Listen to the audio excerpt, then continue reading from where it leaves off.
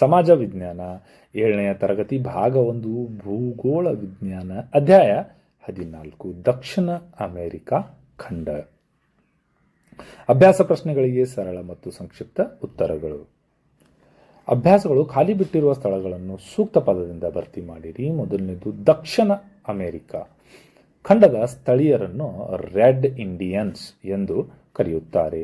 ದಕ್ಷಿಣ ಅಮೆರಿಕದ ಅತಿ ದೊಡ್ಡ ರಾಷ್ಟ್ರ ಬ್ರೆಜಿಲ್. ಮೂರನೇದು, ದಕ್ಷಿಣ ಅಮೆರಿಕಾದಲ್ಲಿ ಕಂಡುಬರುವ ವಿಶ್ವದ ಅತಿ ಎತ್ತರ ಜಲಪಾತ ಏಂಜಲ್ ಜಲಪಾತ. ನಾಲ್ಕನೇದು, ಪ್ರಪಂಚದಲ್ಲಿಯೇ ಅತಿ ಎತ್ತರವಾದ ಸರೋವರ ಟಿಟಿಕಾಕಾ ಸರೋವರ. ದಕ್ಷಿಣ ಅಮೆರಿಕಾದಲ್ಲಿ ಕಂಡುಬರುವ ಹುಲ್ಲುಗಾವಲು ಪಂಪಾಸ್ ಮತ್ತು ಲಾನೋಸ್. 2 ಅಥವಾ 3 ವಾಕ್ಯಗಳಲ್ಲಿ ಉತ್ತರಿಸಿ. 6ನೇದು, ದಕ್ಷಿಣ ಅಮೆರಿಕಾದ ಸ್ಥಾನ ಮತ್ತು ವಿಸ್ತೀರ್ಣಗಳನ್ನು ತಿಳಿಸಿರಿ. ಉತ್ತರದಲ್ಲಿ ಅಗಲವಾಗಿ ಮತ್ತು ದಕ್ಷಿಣದ ಕಡೆಗೆ ಕಿರಿದಾಗಿದ್ದು ತ್ರಿಕೋನಾಕಾರವಾಗಿದ್ದ ಇದರ ಅಕ್ಷಾಂಶ ವಿಸ್ತೀರ್ಣವು 12 ಡಿಗ್ರಿ ಉತ್ತರ ಅಕ್ಷಾಂಶದಿಂದ 56 ಡಿಗ್ರಿ ದಕ್ಷಿಣ ಅಕ್ಷಾಂಶದವರೆಗೆ ಮತ್ತು ರೇಖಾಂಶವಾಗಿ 35 ಡಿಗ್ರಿ ಪೂರ್ವ ರೇಖಾಂಶದಿಂದ 81 ಡಿಗ್ರಿ ಪಶ್ಚಿಮ ರೇಖಾಂಶದವರೆಗೆ ವಿಸ್ತರಿಸಿದೆ. ದಕ್ಷಿಣ ಅಮೆರಿಕದ ಪ್ರಮುಖ ಹುಲ್ಲುಗಾವಲುಗಳನ್ನು ತಿಳಿಸಿರಿ.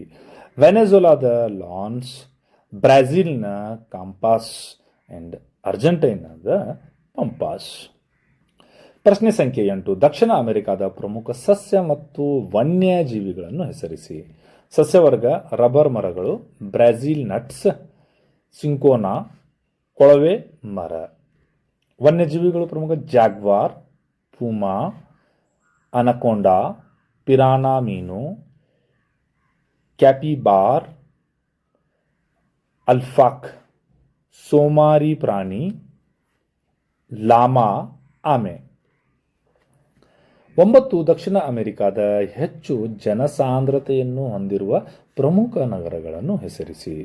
ದಕ್ಷಿಣ ಅಮೆರಿಕಾದ ಅತಿ ಹೆಚ್ಚು ಜನಸಂಖ್ಯೆ ಮತ್ತು ಜನಸಾಂದ್ರತೆಯನ್ನು ಹೊಂದಿರುವ ಪ್ರಮುಖ ನಗರಗಳೆಂದರೆ ಸಾವ್ ಪಾವ್ಲೋ ಬ್ರೆಜಿಲ್ನಲ್ಲಿದೆ, Buenos Aires Argentina, Rio de Janeiro Brazil, Lima Peru ಮತ್ತು ಬೊಗಾಟಾ ಕೊಲಂಬಿಯಾದಲ್ಲಿದೆ.